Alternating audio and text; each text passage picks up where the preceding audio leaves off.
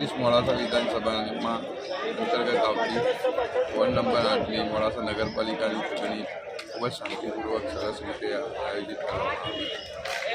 Ward number 8માં college booth એટલે કે આર્ટ્સના 3 booth અને આંબેડકર બૂથ બધામાં શાંતિપૂર્વક મતદાન થયું। અંદાજિત આજે 5:30 વાગ્યા સુધીમાં 60%થી વધારે મતદાન થયું। મતદાતાનો ઉત્સાહ જોવા મળ્યો।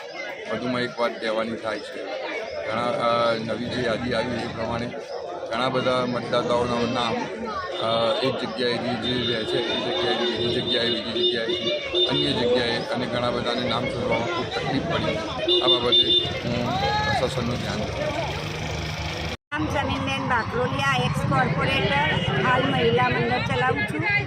જ્યાં આજે ચૂંટણી થઈ તે દરમિયાન ગરમીમાં પણ લોકો ક્યાંક દૂર દૂરથી સીમાંકન બદલાયું વોર્ડ નંબર 8 અને વોર્ડ નંબર 9, તો તે છતાં બુઝુર્ગ લોક કહેજો, જવાન કહેજો, છોકરાઓ કહેજો, ઉત્સાહભેર ઠેઠ સુધી 5:45 સુધી વોટિંગ કરવા લોકો આવ્યા છે।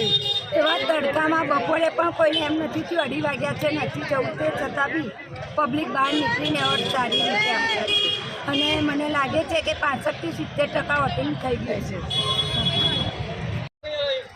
આજરોજ 26/4/2026ના રોજ મોડાસા નગરપાલિકાનું સવારે 7 વાગ્યાથી સાંજે 6 વાગ્યા સુધી ખૂબ સારી રીતે મતદાન થયું। લોકોએ હર્ષોલ્લાસ સાથે આ લોકશાહીના પર્વમાં ભાગ લીધો છે। કોઈ પણ વાદ વિવાદ વગર, કોઈ પણ ઘર્ષણ થયા વગર ખૂબ શાંતિપૂર્વક રીતે ખૂબ મોટી સંખ્યામાં લોકો ઉમટ્યા છે। ગરડાથી લઈને પહેલી વાર વોટિંગ કરનાર બાળકો જે કહેવાય કે નવા યુવાનો પણ હર્ષ ઉલ્લાસ સાથે આ લોકશાહીના પર્વમાં જોડાયા છે અને ખૂબ સારી રીતે મતદાન થયું છે। નવા વોટરની સંખ્યા વધારે છે એટલે કોઈ પણ ઉમેદવાર હજી પ્રિડિક્ટ કરી શકતું નથી કે કોણ જીતશે અને કોણ હારશે।